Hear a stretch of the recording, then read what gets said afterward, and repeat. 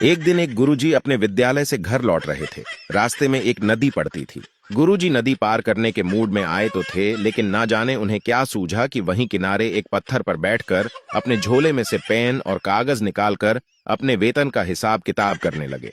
फिर अचानक उनके हाथ से उनका पेन फिसला और पानी में डूब गया। बेचारे गुरुजी परेशान। आज ही सुबह पूरे 10 रुपये में नया खरीदा था। बेबस नजर से कभी इधर कभी उधर देखते, पानी में उतरने का प्रयास करते, फिर डर कर कदम खींच लेते। एकदम नया पेन था, छोड़कर जाना भी ठीक नहीं था। अचानक पानी में एक तेज लहर उठी और साक्षात जल देवता उनके सामने थे। गुरुजी हक्के बक्के रह गए और उन्हें तुरंत कुल्हाड़ी वाली कहानी याद आ गई। जल देवता ने कहा, गुरुजी क्यों इतने परेशान हैं? प्रमोशन, तबादला, वेतन वृद्धि क्या चाहिए आपको? गुरुजी घबराकर बोले, प्रभु आज ही सुबह ही एक नई चमचमाती पेन खरीदी थी, पूरे 10 रुपये का।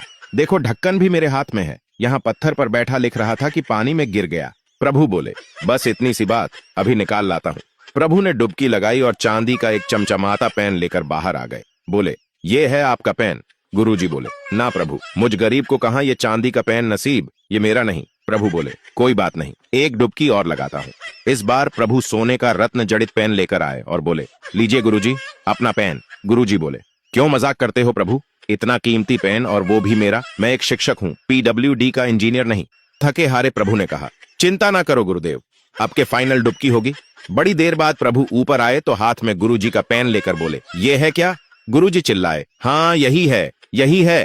प्रभु ने कहा, आपकी ईमानदारी ने मेरा दिल जीत लिया गुरुजी, आप सच्चे गुरु हैं। आप ये तीनों पेन ले लो। गुरुजी खुशी खुशी घर को चले। गुरुजी ने घर आते ही सारी कहानी अपनी पत्नी जी को सुनाई और चमचमाते हुए कीमती पेन भी दिखाए। पत्नी को विश्वास नहीं हुआ और बोली, तुम किसी के चुरा कर लाए हो। बहुत समझाने पर भी जब पत्नी ना मानी तो गुरुजी उसे घटनास्थल की ओर ले गए। दोनों उस पत्थर पर बैठे गुरुजी ने बताना शुरू किया था कि कैसे कैसे सब कुछ हुआ।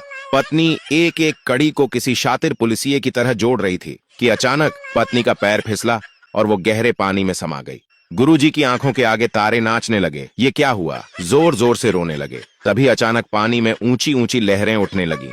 नदी का सीना चीरकर साक्षात जल देवता फिर प्रकट हुए। बोले, क्या हुआ गुरुजी, अब क्यों रो रहे हो? गुरुजी ने रोते हुए घटना प्रभु को सुनाई। प्रभु बोले, रो मत, धीरज रखो, मैं अभी आपकी पत्नी को निकाल कर लाता हूँ। प्रभु ने डुबकी लगाई और थोड़ी देर में वो कैटरीना कैफ को लेकर प्रकट हुए। बोलो गुरुजी, क्या यही आपकी पत्नी जी हैं? गुरुजी ने एक क्षण सोचा और चिल्लाए, हाँ यही है प्रभु, बिल्कुल यही है। अब चिल्लाने की बारी प्रभु की थी। बोले, दुष्ट मास्टर, ठहर, अभी तुझे श्राप देता हूँ। गुरुजी बोले, माफ करें प्रभु, मेरी कोई गलती नहीं।